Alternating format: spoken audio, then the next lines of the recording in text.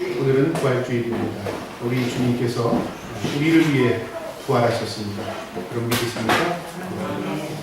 세상에 많은 사람들은 영원히 살기를 원합니다. 죽음이 없기를 원하죠. 그래서 2000년 전에 중국의 황제였던 진시황은 그가 영원히 죽지 않기 위해서 자신의 신하들을 세계의 모든 곳으로 보내서 영원히 죽지 않는 약초를 구하게 했습니다. 그러나 그는요 60세도 제대로 살지 못하고 50대 중반의 세상을 떠난 걸로 알고 있습니다. 여러분, 사람은 누구나요 내가 가지고 있는 능력 가지고 남보다 더 오래 살고 싶은 것이 사람들의 생각입니다. 그런데 생명은 내 것인 것 같지만 사실은 내가 그 생명의 주인이 아니라 내 생명의 주인이 계시다는 것입니다. 그분이 바로 하나님이십니다. 그분은 우리를 죽일 수도 있고 우리를 살릴 수도 있습니다. 뿐만 아니라 우리를 영원히 죽지 않도록 살리실 수 있는 능력의 하나님이십니다. 하나님이 이 세상을 창조하실 때에 모든 것을 소멸하도록 창조하시지는 않았습니다. 영원하게 창조하셨습니다. 그래서 인간에게 생육하고 번성하고 땅에 충만하라고 하나님께서 인간의 형상을 만드신 후에 하나님의 형상, 하나님의 모양을 따라 사람을 만들었다고 창세기에 기록되어 있습니다. 그러니까 우리가 죽게 만들어진 게 아니라 영원히 하나님과 함께 교제하며 즐겁게 살도록 하나님이 우리를 창조하신 것이었습니다. 그런데 사탄이 우리를 죽게 만들기 위해서 우리에게 죄를 짓게 만든 거죠. 그 죄로 인해서 우리가 하나님과 단절됨으로 이제부터는 생각지도 않던 죽음이 우리에게 다가온 것입니다. 죽을 수밖에 없게 된 것입니다. 그래서 하나님은 우리를 다시 살리시기 위해서 이제 예수 그리스도 하나님의 아들 독생자를 땅에 보내셔서 그분이 대신 우리의 죄를 짊어지고 죽게 만드셨고 그 죽음으로 인하여 우리가 우리의 죄를 사함받은 것입니다. 그 이후에 주님께서 다시 살아나셨습니다. 오늘 성경은 우리에게 그것을 증거합니다.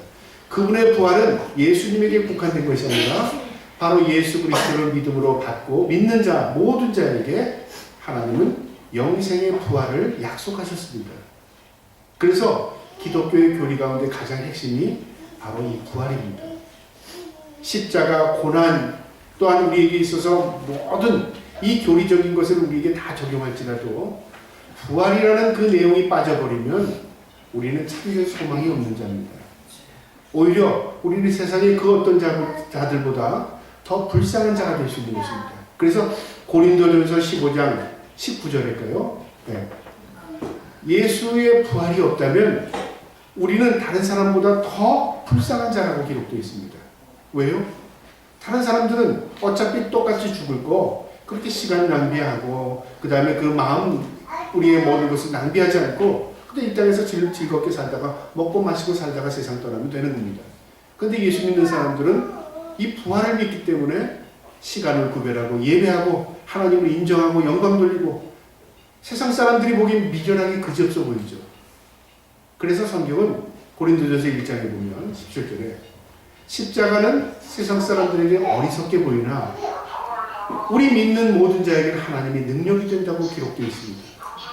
그래서 세상 사람들의 관점과는 전혀 다른 것입니다. 우리가 예수 믿는 것, 우리가 십자가를 지고 가는 것, 우리가 부활을 소망하는 것은 세상 사람들은 이해할 수 없는 것입니다. 사도 바울이 복음을 전할 증거할 때요, 이 아덴이라는 오늘날로 말하면 아테네죠. 이 아테네에서 복음 전하는 내용이 사도행전 17장에 나오는데요. 그 사도 바울이 복음을 전할 때 이렇게 전합니다. 그 내용이 사도행전 17장 16절부터 쭉 기록되어 있는데 아덴에서 복음을 전하려고 했더니 이 사람들이 철학적인 사고를 가지고 많은 신들을 섬기고 있었습니다. 그래서 사도 바울의 마음에요. 이들이 이렇게 어리석을 수 있을까? 그래서 이렇게 복음을 전합니다. 너희들이 다 신심이 있다. 종교심이 굉장히 많다. 그러면서 내가 보니까 심지어는 어떤 신상에 이름도 없는 신들이 있더라. 근데 너희가 그렇게 신을 많이 섬기는데 이름도 모르는 그 신을 왜 섬기는지 모르겠다. 근데 그 신은 나는 알고 있다. 그랬더니 사람들이 깜짝 놀라죠. 자신들이 신을 숭배하지만 이름도 모르는 신을 숭배하는데 이 모르는 사람이 와서 나는 그 신을 알고 있다고 얘기합니다. 그러니까 기가 쫑긋하지 않겠습니까? 그분이 바로 하나님이시라는 겁니다. 그러면서 그 하나님을 소개할 때 이렇게 소개합니다.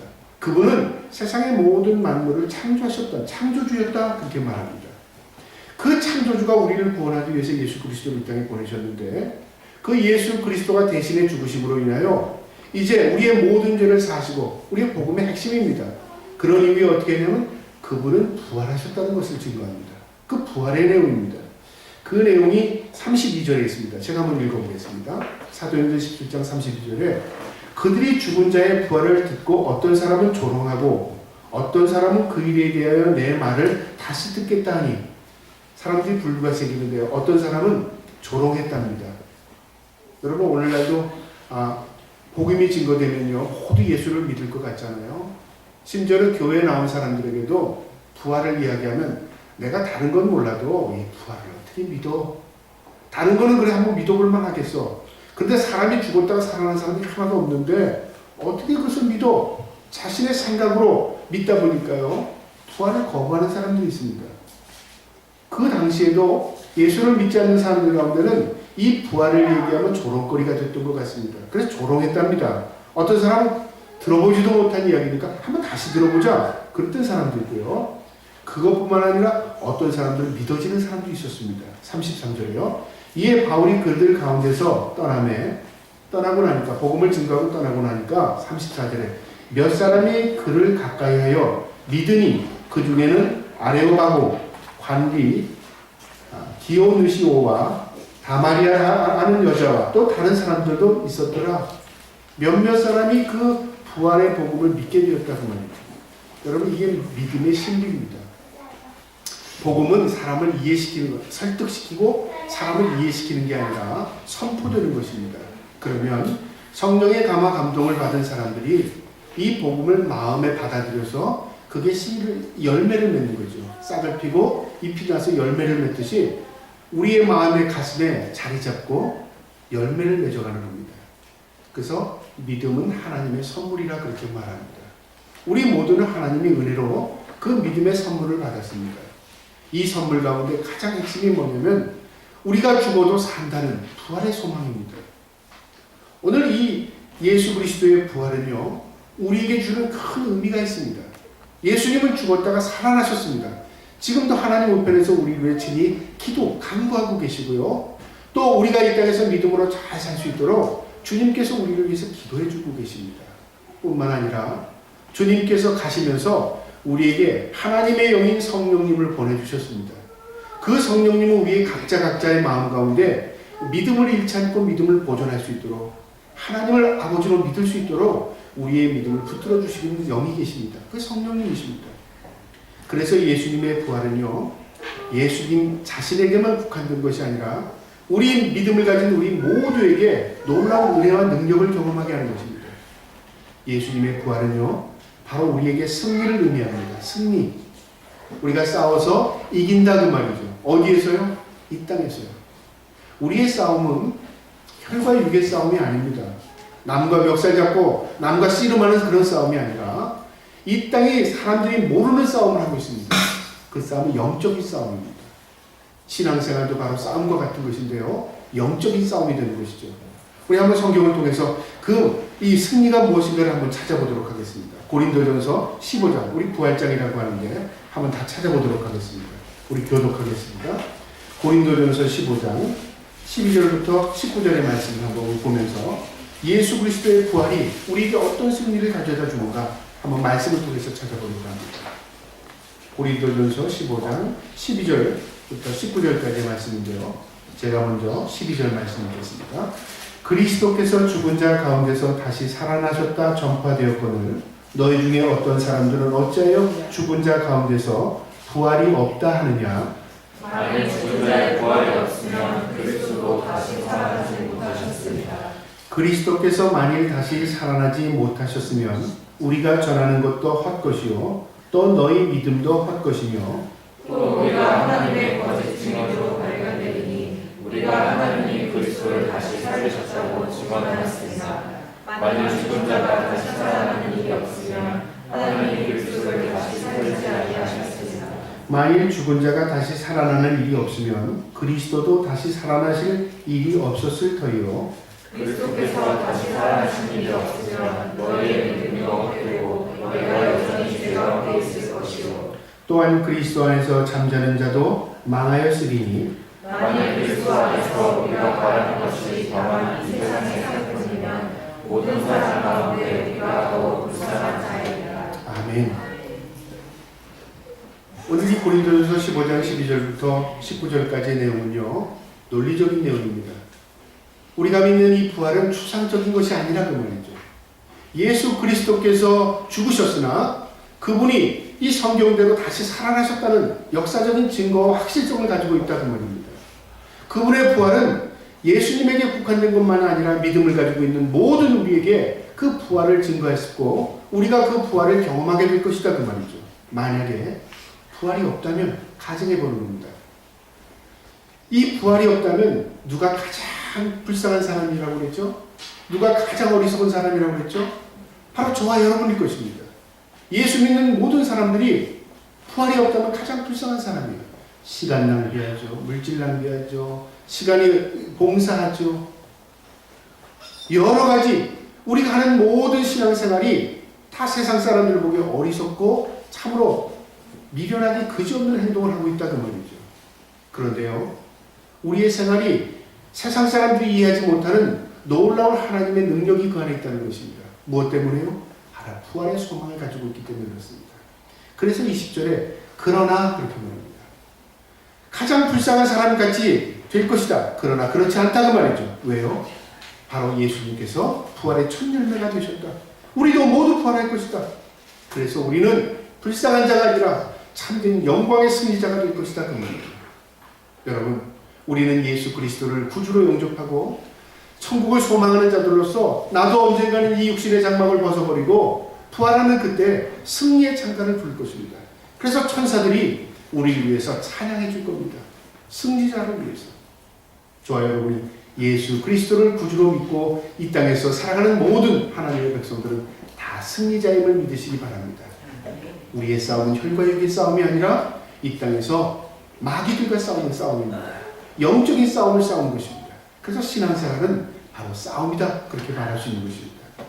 또한 예수 그리스도의 부활은요, 영광을 의미합니다. 영광. 찬송가에 보면 장례식 때 부르는 찬송가가 있죠. 영광일세 영광일세 내가 누릴 영광일세. 여러분, 이 찬송가는 아무나 부를 수 있는 찬송이 아닙니다. 반드시 믿고 세상 떠난 분 앞에서만 부를 수 있는 찬송이에요. 왜요? 영광이라고 말이죠. 만약에 안 믿는 분 앞에 가서 영광일세 영광일세 내가 누릴 영광일세 그러면 아마 욕할 겁니다. 지금 죽어서 슬픈데 당신 지금 우리를 놀리고 있어? 그렇게 말하지 않겠습니까? 그런데 믿는 사람들 앞에서 이 찬송을 부르면 맞다. 우리도 언젠가는 이 지금 죽음 앞에 서 있는 모든 사람처럼 죽을 것이나 우리에게는 소망, 부활의 영광의 소망이 있기 때문에 우린 참된 영광이다. 그렇게 고백할 수밖에 없는 것입니다. 고린도전서 3장 4절에요. 이 영광을 이렇게 표현합니다. 우리 생명이신 그리스도께서 나타나실 그때 너희도 그와 함께 영광 중에 나타나리라. 언제 영광이 확실히 드러난다고요? 주님이 영광 중에 하늘에서 이 땅에 다시 재림하실 때, 주님이 이 땅에 다시 심판주로 오실 때 우리에게 영광이라고 합니다. 그래서 주님의 심판은요, 우리에게는 영광이 되지만 예수 그리스도를 구주로 믿지 않는 모든 사람들에게 뭐가 됩니까? 참된 불행이고 절망입니다. 심판이기 때문에 그렇습니다. 그래서 성경에서 말하는 심판은 우리에게 두렵게 하는 것이 아니라 우리에게 참된 영광의 소망을 갖게 하는 것입니다. 저와 여러분이 그 소망을 붙들고 살기를 주님의 이름으로 축복합니다. 고린도전서 15장 35절에 그 내용이 또 나옵니다. 어떤 영광이냐? 한번 우리 교독해 보겠습니다. 고린도전서 15장 35절부터 34절을 교독하겠습니다. 제가 먼저 고린도전서 15장 35절 말씀 읽겠습니다. 누가 묻기를 죽은 자들이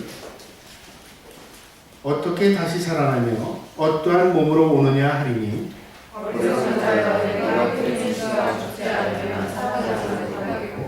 또 내가 뿌리는 것은 장래의 형체를 뿌리는 것이 아니요 다만 밀이나 다른 것의 알갱이뿐이로되 하나님이 그 뜻대로 그에게 형체를 주시되 각 종자에게 그 형체를 주시니라. 육체는 다 같은 육체가 아니니 하나는 사람의 육체요 하나는 짐승의 육체요 하나는 새의 육체요 하나는 물고기의 육체라. 하늘에 속한 형체도 있고 땅에 속한 형체도 있으나 하늘에 속한 것의 영광이 따로 있고 땅에 속한 것의 영광이 따로 있으니 해의 영광이 다르고 달의 영광이 다르며 별의 영광도 다른데 별과 별의 영광이 다르도다. 죽은 자의 부활도 그와 같으니 썩은 것으로 심고 썩지 아니한 것으로 다시 살아나며 욕된 것으로 심고 영광스러운 것으로 다시 나타나며 약한 것으로 심고 강한 것으로 다시 살아나며 육체의 몸으로 심고 신령한 몸으로 다시 살아나니 육체의 몸이 있은즉 또한 영의 몸도 있느니라. 아멘. 사도 바울은 이 고린도 교회에게 이 부활을 증거하면서요, 오늘 또 이 35절부터 44절의 내용을 통해서 어떤 영광인가, 부활의 영광을 지금 보여주는데요.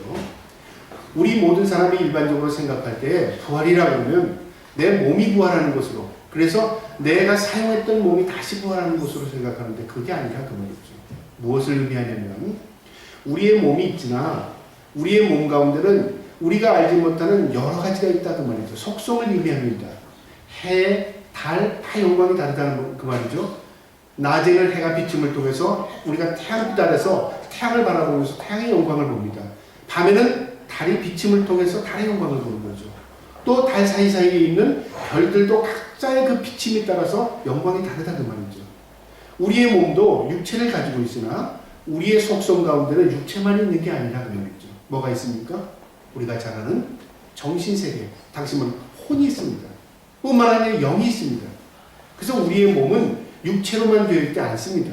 정신세계를 가지고 있는 정신이라는 것이 있고 영혼이라는 게 있습니다. 죽음은 무엇을 의미하냐면 우리의 육체가 이 영혼과 분리되는 상태를 의미합니다. 그러니까 사람들은 육체가 죽으니까 끝났다고 생각하는데 그게 아니라 그 말이죠. 우리가 마치 옷을 훌훌 벗어버리는 것처럼 이 육체의 낡은 옷을 벗어버리고 우리의 정신과 우리의 영혼이 다시 신령한 새로운 몸을 입게 되는 것입니다. 이것을 지금 논리적으로 설명하기 위해서 사도 바울인 고린도 교회 이렇게 얘기하는 겁니다. 뿌린 것으로 다시 걷는 그런 게 아니라 그 말이죠. 그래서 육체는 다 같은 육체가 아니다. 그렇게 말하면서요. 39절에 새 육체, 짐승의 육체, 다 물고기 육체가 다 다른 것처럼 우리의 사람의 몸도 있으나 이 사람의 속성이 있다 그 말입니다. 그래서 40절에 하늘에 속한 형체도 있고 땅에 속한 형체도 있으나 하늘에 속한 것이 영광이 따로 있고 땅에 속한 것이 영광이 따로 있나니 하늘에 속한 것, 땅에 속한 건 뭘까요? 영혼과 육체를 분리하는 것입니다. 땅에 속한 것은 땅으로 흙으로 돌아갑니다. 하늘에 속한 것은 하나님 앞에 가는 것입니다. 하나님 앞에 설 때에 우리가 하나님 앞에 심판을 받을 때 영광의 심판, 다시 말하면 하나님 앞에 영광으로 천국에 입성하는 사람이 있고요. 부활은 했으나 영원히 죽지 않는 심판, 지옥으로 들어가는 사람이 있다는 말이죠. 차라리 천국에 못 갈 사람은 영원히 죽는 게 더 나을 수도 있습니다. 왜 그럴까요? 기억하지 않으니까. 그런데 그 심판당할 모든 사람이 다 부활한다는 말이죠. 그래서 둘을 쫙 갈립니다. 부활은 우리 모든 인간이 다 경험하게 될 것입니다. 그러나 한 그룹은 천국으로, 다른 한 그룹은 지옥으로입니다. 중간이 없습니다. 그래서 우리는 부활신앙은요, 우리 신앙의 기초가 되는 것입니다. 이 땅이 영원하지 않습니다. 아무리 이 땅에서 오래 살려고 해도 그저 100년 안짝으로 다 살다가 세상 떠나는 겁니다. 기껏해야 인생은 7, 80년이라고 성경은 기록되어 있습니다. 저와 여러분이 참된 영광을 소망하면서 이 육체의 장막을 언젠간 다 벗어버리고, 그래서 죽게 되면 내 장막을 벗어버리기 때문에 장애가 없어지는 것입니다. 내가 지금은 몸이 불편하고 힘들고 어렵고 통증이 있고 하지만 내가 죽음을 통해서 이 장막, 쓰다 남은 이 장막을 벗어버리게 되면 하나님이 내 영혼에 신령한 몸, 고장나지 않고 영원히 살 수 있는 그 몸을 덧입혀 주십니다. 그래서 우리는 영광을 바라보며 사는 자들입니다. 저와 여러분이 이 부활 주일날 주님의 영광을 바라볼 뿐만 아니라 우리도 언젠가는 주님의 부활하신 것처럼 영광을 소망하며 살기를 주님의 이름으로 축복합니다. 또한 예수님의 부활은요, 바로 생명을 의미합니다. 생명. 여러분, 생명이라는 게 뭘까요? 우리는 모두 생명을 소유하고 있습니다. 만약에 죽은 사람에게 생명이 없습니다. 우리가 손이 딱 끊어지는 순간부터 우리의 영혼은 분리되기 시작합니다. 모든 것이 소멸되고 없어지기 시작하는 것이죠. 생명이 있어야 내 몸을 유지하고 됩니다. 생명이 있어야 우리가 모든 것을 소유하게 되는 것입니다. 오늘 이 성경에 또 생명에 대해서 이야기합니다. 고린도전서 15장 51절부터 한번 우리 보도록 하겠습니다. 고린도전서 15장 51절부터 58절까지 말씀을 또 교독하도록 하겠습니다. 제가 먼저 51절 말씀 읽겠습니다. 보라, 내가 너희에게 비밀을 말하노니 우리가 다 잠자는 것 같지 다시 읽겠습니다. 보라, 내가 너희에게 비밀을 말하노니 우리가 다 잠잘 것이 아니요 마지막 나팔에 순식간에 호련히 다 변화되리니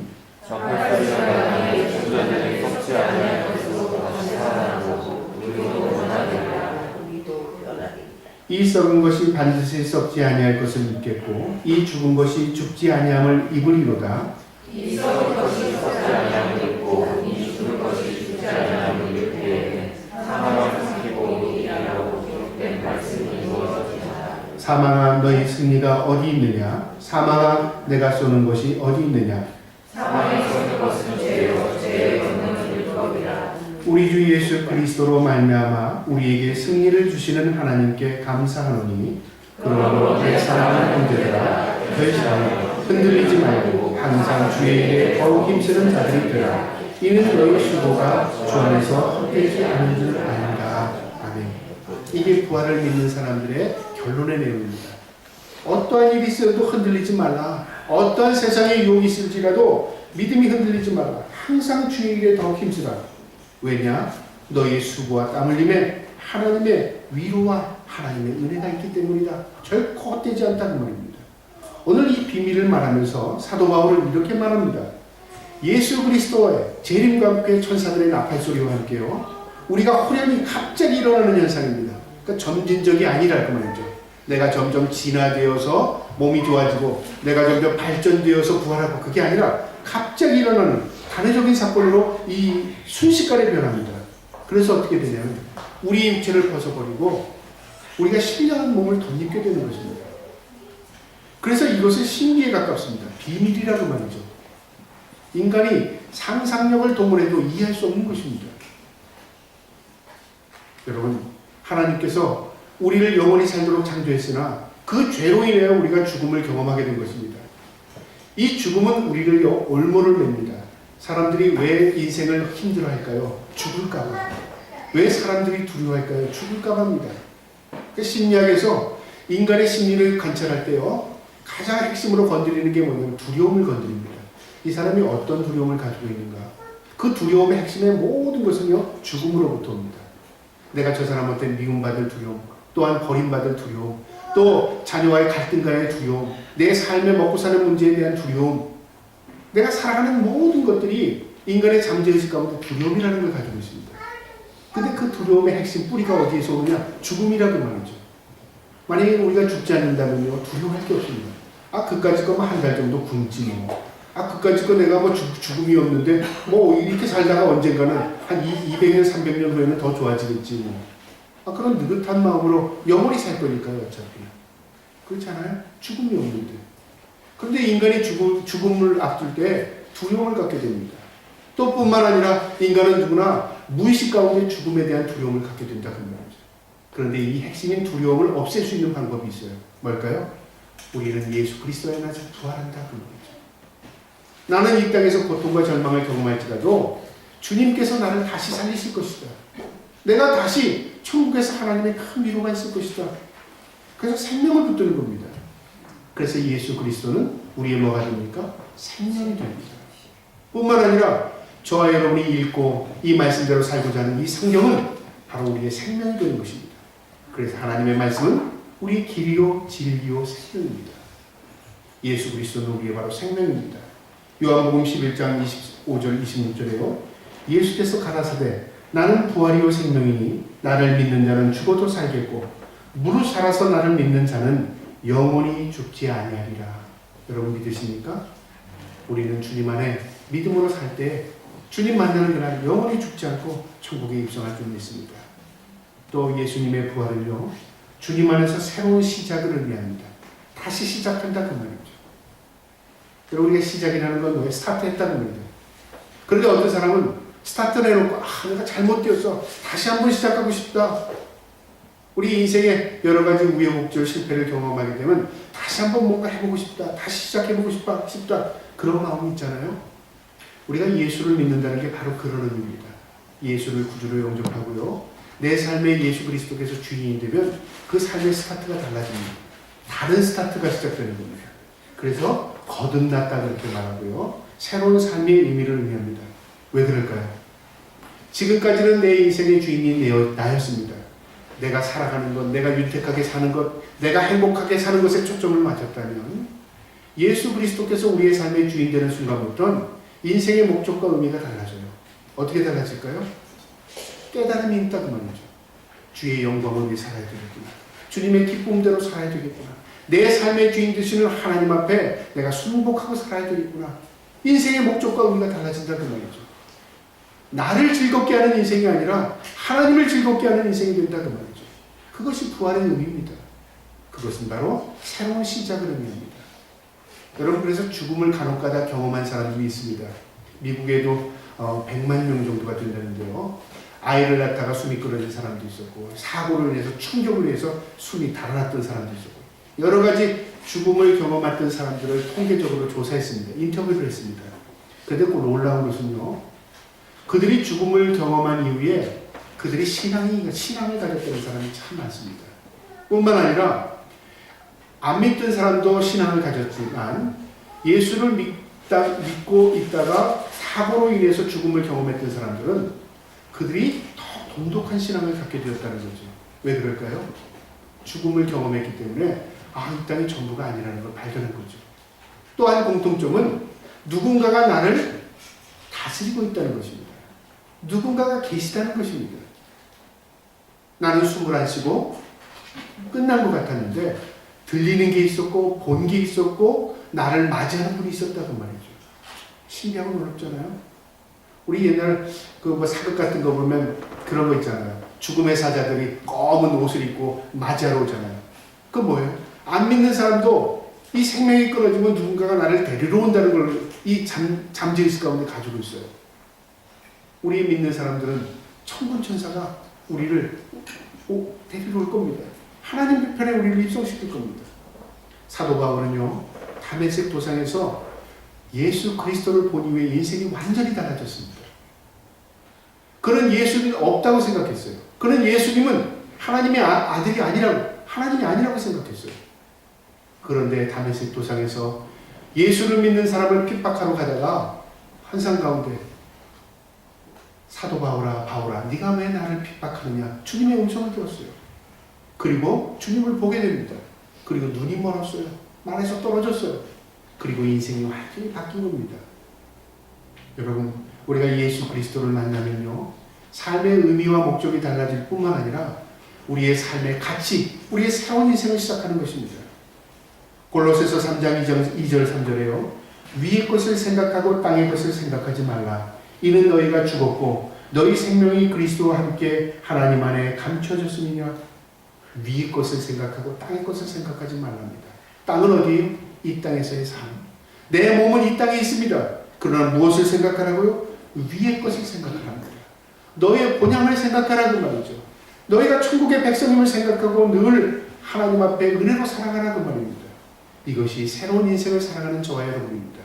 저와 여러분이 하나님의 은혜로 예수를 믿게 되었습니다. 우리는 세상 사람들이 가는 길을 가는 게 아니라요, 세상 사람처럼 사는 게 아니라 하나님의 백성, 믿음으로 사는 새로운 삶을 시작한 사람들입니다. 저와 여러분이 이 부활주의를 맞이해서 다시는 새로운 마음으로 다시 믿음으로 나아가기를 주님의 이름으로 축복합니다. 마지막으로 예수님의 부활은요, 우리에게 참된 소망을 갖게 합니다. 여러분, 사람들에게 희망이 없으면 절망이라는 말을 합니다. 근데 희망이 없어, 그럼 절망이죠. 근데 세상 사람들은 희망을 붙들려고 살아요. 왜 로또 복권 삽니까?